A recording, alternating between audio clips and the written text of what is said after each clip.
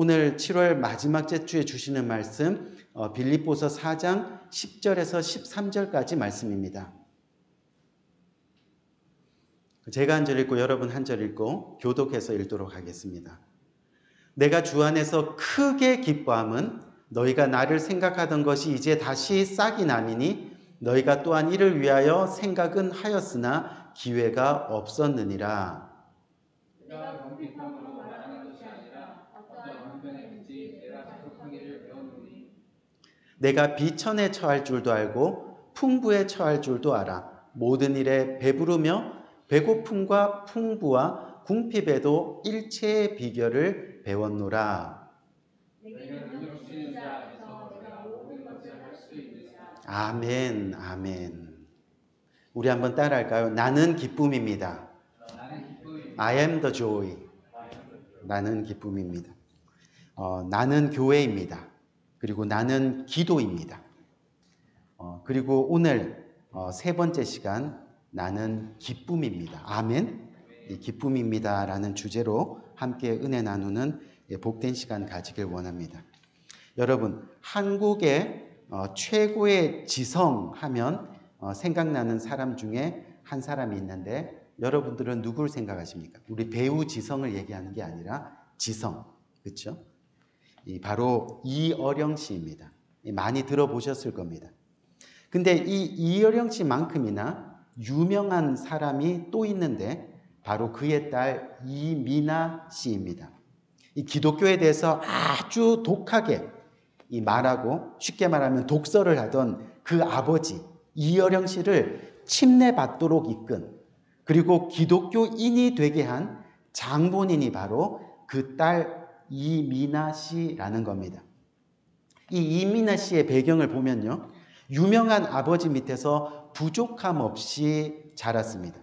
이화여대 영문과를 3년 만에 조기 졸업하고 결혼을 해서 미국에 와서는 국제 변호사가 되었습니다. 그런데 그녀의 인생이 탄탄대로를 걷는 듯 했는데 어느 순간 결혼 생활에 위기가 찾아왔습니다. 결국 가정이 깨어지는 아픔을 경험하게 됩니다.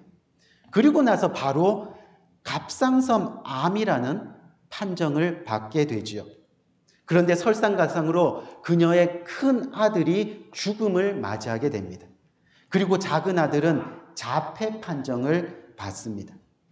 그리고 본인 또한 어느 날 두 눈을 잃어버립니다. 실명을 하게 되었다는 거죠. 도대체 이게 무슨 일인지, 사실 하나님을 잘 믿는데 하나님밖에 없는 삶을 살았는데 그런데 참 세상적으로 이해가 가지 않는 그런 삶의 결과를 우리는 보게 되는 겁니다. 한 사람으로서 도저히 감당할 수 없는 그 고난의 역경을 우리가 보게 된다는 거죠. 하지만 이 이민아 씨가요, 이 모든 상황을 믿음으로 이겨냅니다. 아멘? 하나님께 불평하지 않습니다. 원망하지 않습니다. 그리고 마침내 2009년도에 여성으로서 목사 안수를 받게 됩니다.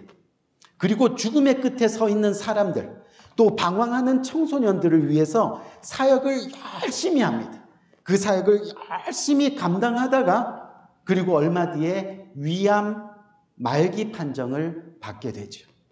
그리고 11개월 동안 투병 생활을 하다가 하나님의 부르심을 받게 됩니다. 이것이 바로 이민아 씨의 일생이었습니다. 그런데 우리가 한번 봅시다. 아마 다 아시는 책인데 이 이민아 씨가요, 죽기 전에 남긴 책이 한 권 있습니다. 바로 땅에서 하늘처럼이라는 책입니다.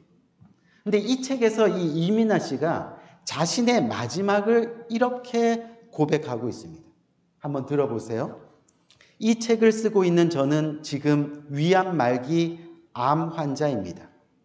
그러나 제 마음에는 차고 넘치는 하늘나라의 기쁨이 있습니다.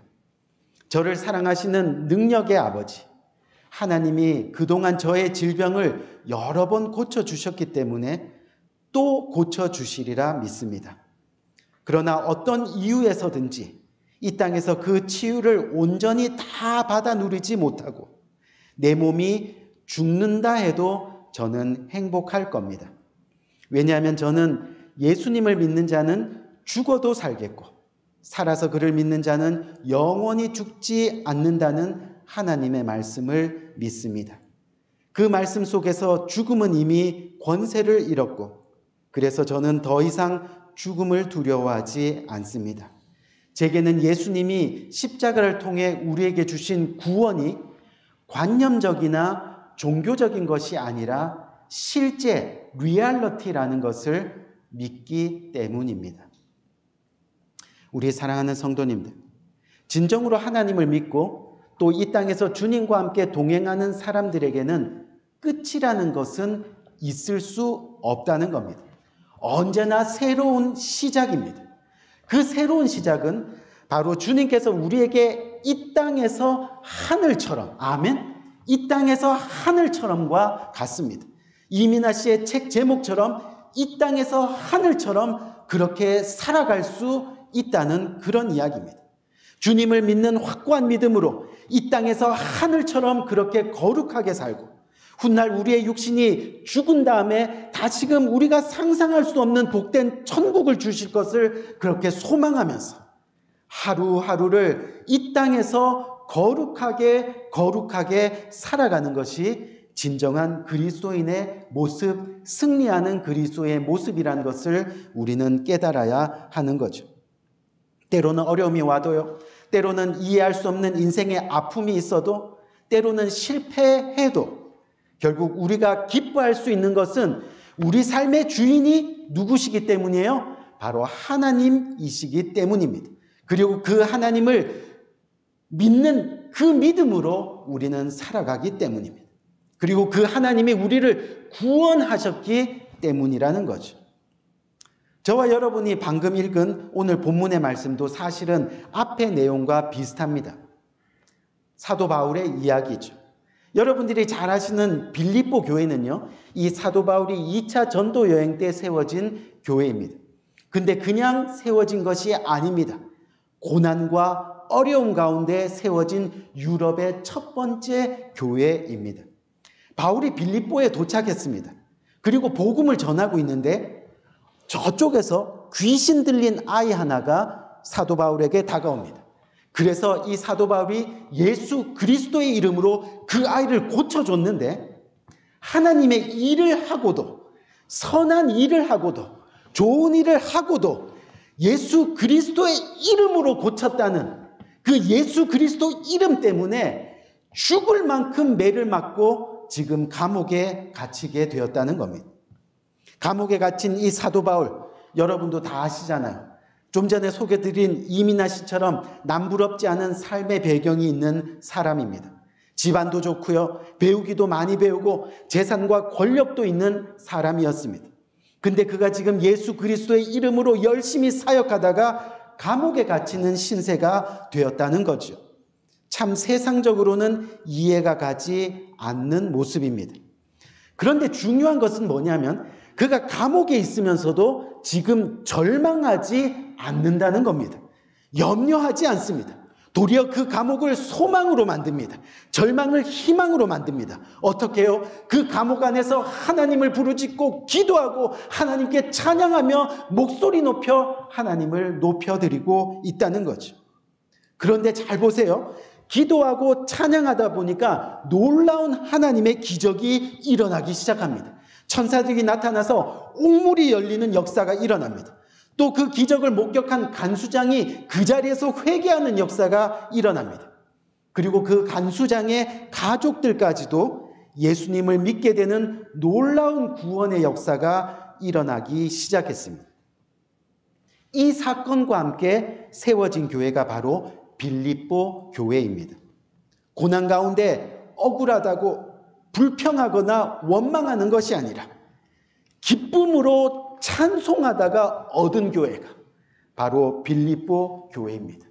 기쁨으로 찬송하다가 얻은 교회가 바로 빌립보 성도들입니다.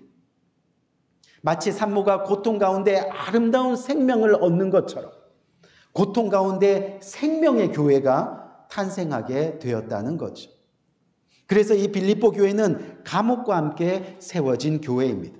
무슨 이야기냐면요, 내일의 생명을 보장할 수 없는 위기의 상황 속에서 그렇게 매맞아 피 터진 몸으로 세워진 교회. 그래서 이 빌립보 교회가 값진 이유가 바로 여기에 있습니다. 뭐예요?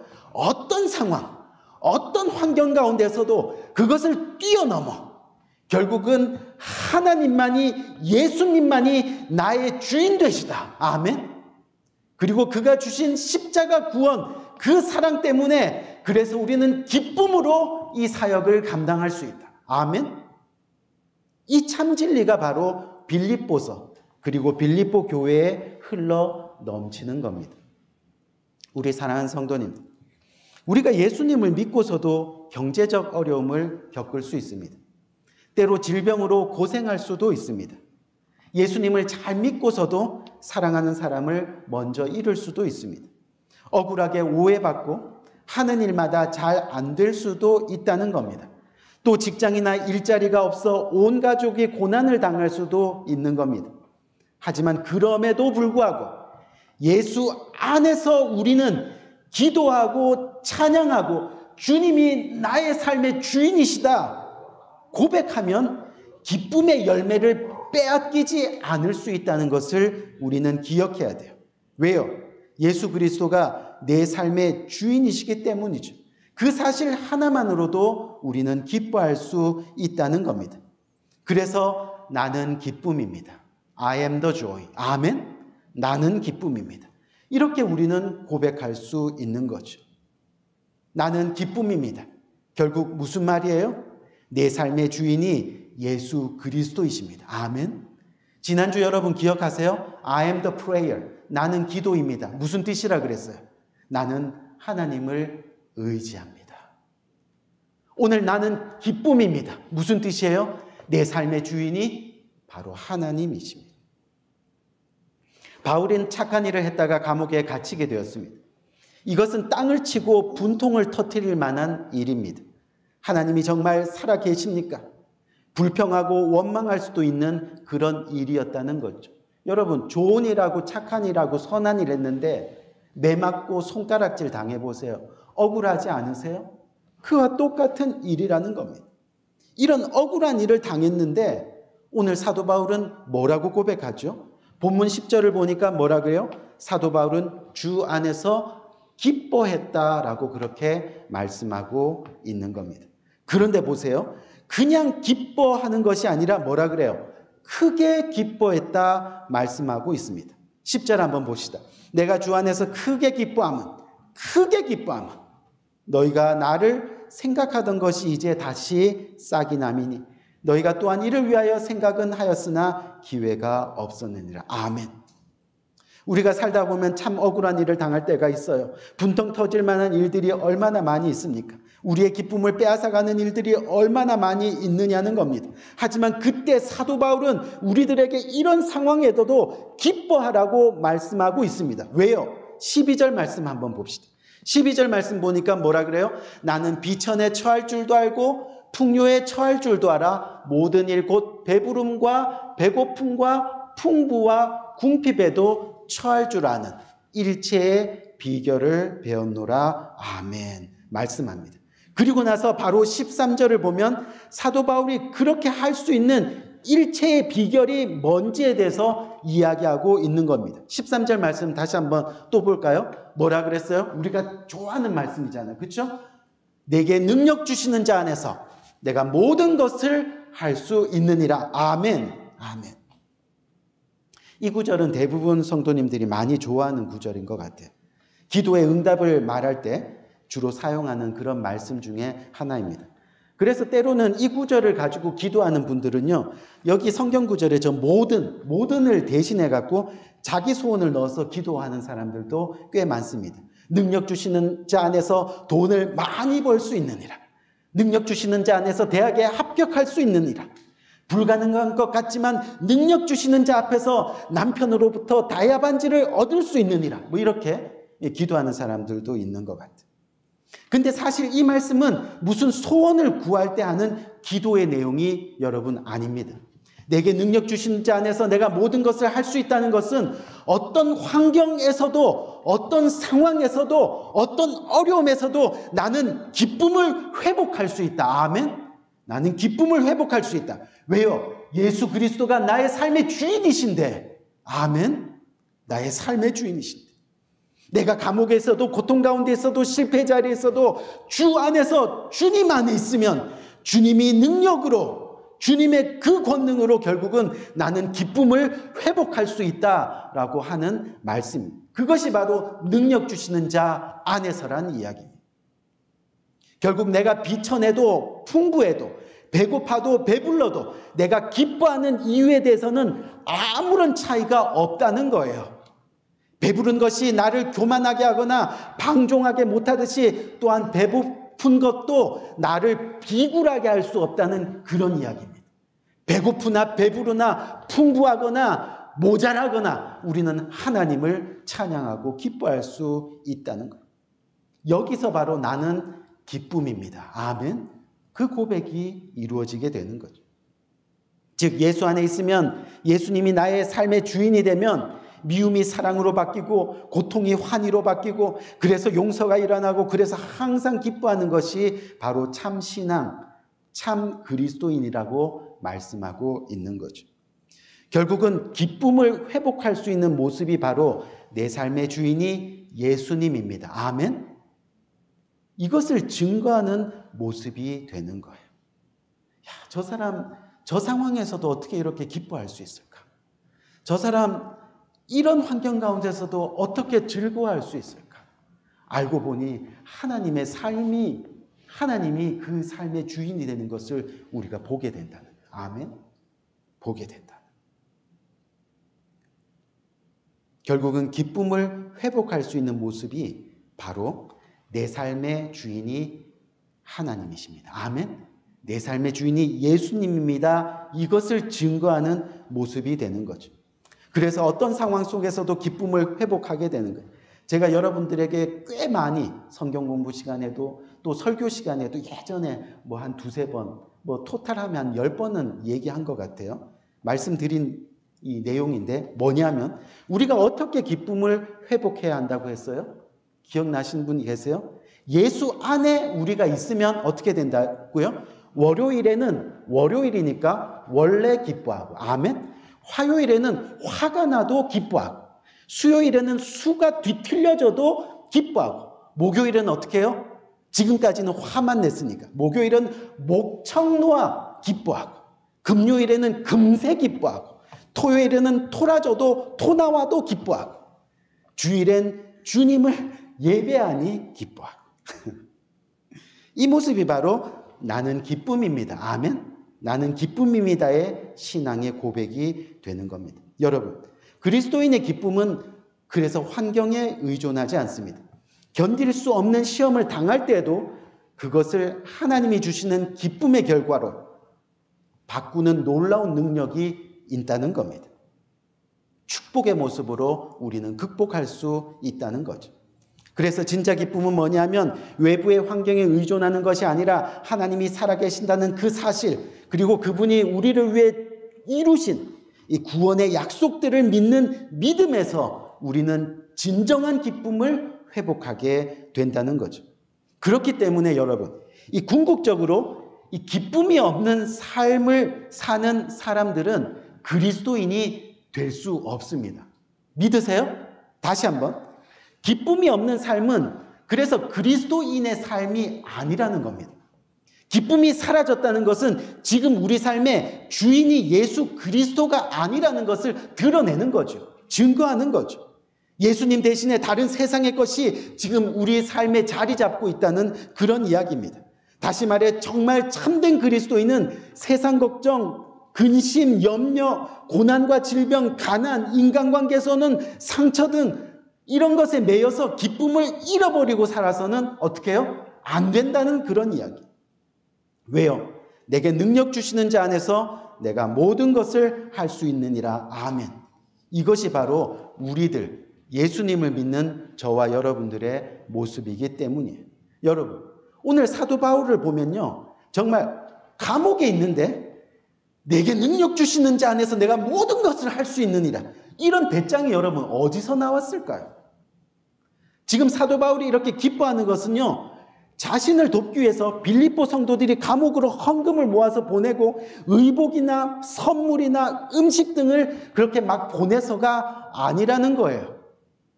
그의 기쁨은 오직 예수 그리스도였다는 겁니다. 아멘. 마치 구약의 다윗 왕처럼 그의 인생의 목적이 오직 예수 그리스도였던 것처럼 그의 인생의 목표가 오직 예수 그리스도라는 거예요. 그가 살아있는 이유도 예수 그리스도라는 겁니다.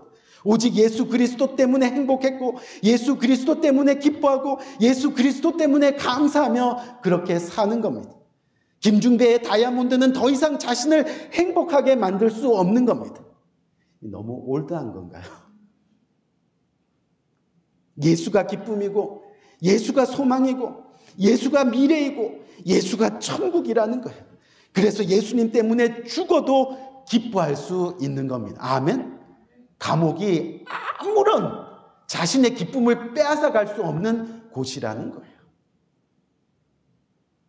예수님 때문에 기뻐하니까. 사랑하는 성도님들, 이제 말씀 마치겠습니다. 사도 바울은 그 어떤 경우에도 그 어떤 환경 속에서도 그는 변함없는 풍성한 삶을 살았습니다.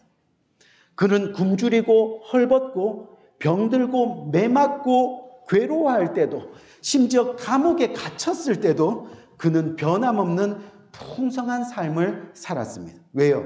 내게 능력 주시는 자 안에서 내가 모든 것을 할 수 있느니라. 아멘. 그래서 나는 오늘도 기쁨이 된다는 겁니다. 능력 주시는 자 안에서 나는 오늘도 기쁨입니다. 나는 기쁨입니다. 그렇게 고백할 수 있게 되는 겁니다. 저와 여러분이 정말 예수 그리스도가 자신의 삶의 주인이라고 믿으며 우리의 삶은 기쁨으로 살아갈 수 있습니다. 그렇게 고백하게 될 때 예수 그리스도가 자신의 삶의 주인이 되는 놀라운 역사가 일어나게 되는 거죠. 그리고 우리는 이 땅에서 하늘처럼, 아멘, 하늘의 기쁨을 누리며 그렇게 살아갈 수 있게 되는 겁니다. 이 하늘의 비결을 영적으로 경험하는 우리 모두가 되시기를 주님의 이름으로 간절히 축원드립니다. 우리 정말 하나님을 만나시기 바랍니다.